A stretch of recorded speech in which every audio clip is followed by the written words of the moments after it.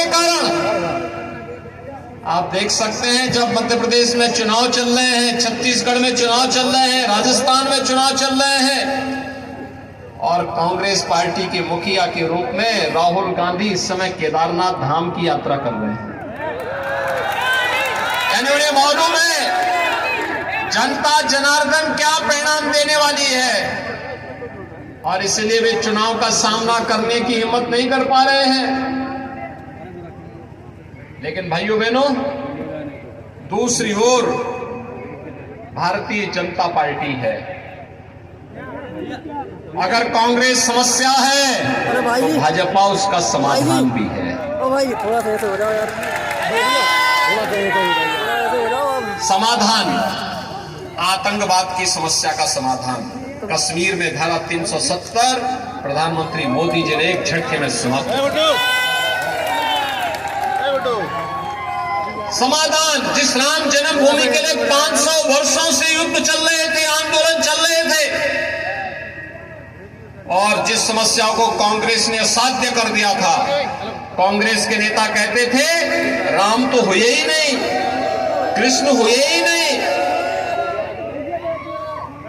उस समस्या का समाधान भी भाजपा ने ही, प्रधानमंत्री मोदी जी के नेतृत्व में डबल इंजन की भाजपा सरकार ने एक झटके में करके आज राम मंदिर के निर्माण का मार्ग प्रशस्त कर दिया।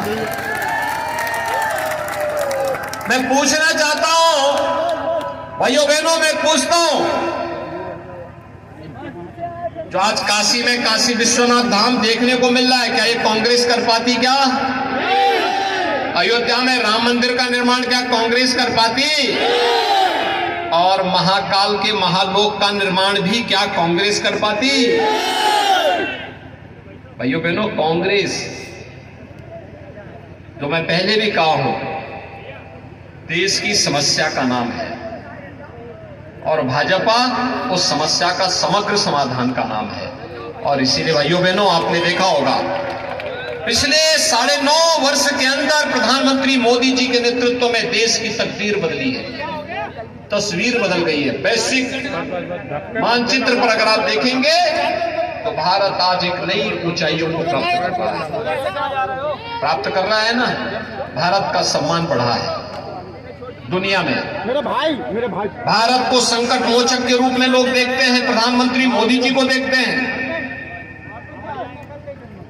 देश के अंदर आतंकवाद की समस्या का समाधान, नक्सलवाद की समस्या का समाधान, भ्रष्टाचार पर प्रभावी अंकुश, और इंफ्रास्ट्रक्चर, वर्ल्ड क्लास इंफ्रास्ट्रक्चर होना चाहिए।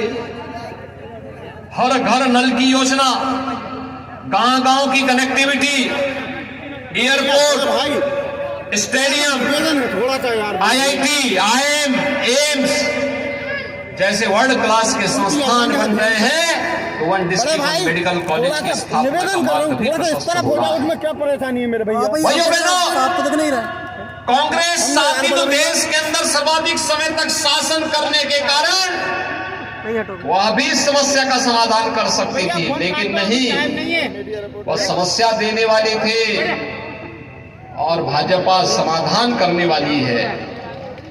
आपने देखा होगा श्री शिवराज सिंह चौहान जी के नेतृत्व में भारतीय जनता पार्टी की सरकार पिछले लगभग 2 दशक से मध्य प्रदेश में है।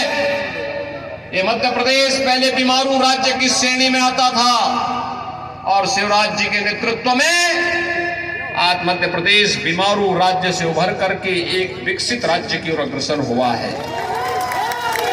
विकास दर, कृषि विकास दर मध्य प्रदेश की देश के अंदर सर्वाधिक है। अग्रणी राज्यों में आज मध्य प्रदेश की भी गिनती हो रही है।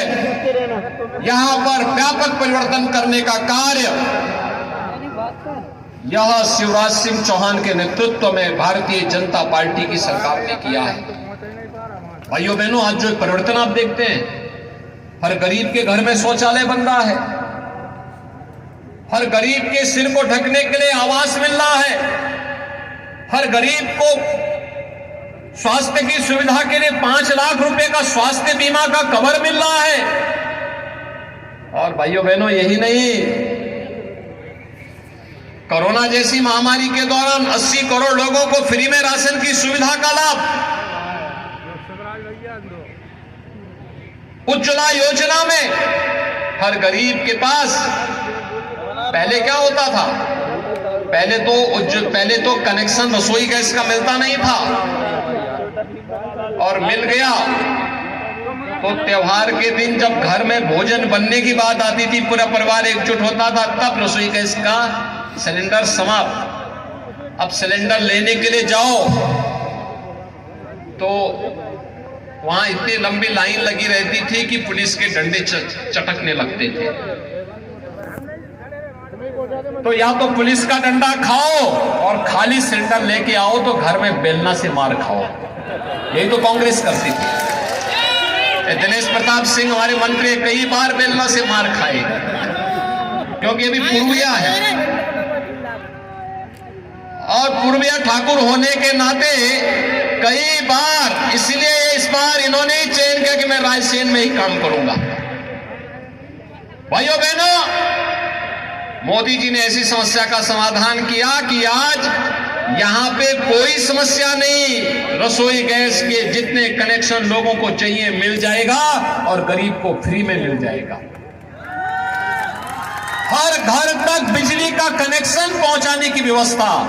और अब तो आप लोग तो सौभाग्यशाली हैं कि मां गंगा की गोद से आकर के, मां नर्मदा की गोद में आकर के बैठ करके अपने जीवन को समृद्धि की ओर अग्रसर कर रहे हैं। लेकिन भाइयों बहनों, बहुत बड़ी संख्या में लोग ऐसे भी जहां पानी नहीं है, मैं देख रहा था कितनी उर्वरा भूमि है यहाँ की, धान की कई किलोमीटर दूर तक धान लहला रहा है। कितना अच्छा धान पैदा होता है।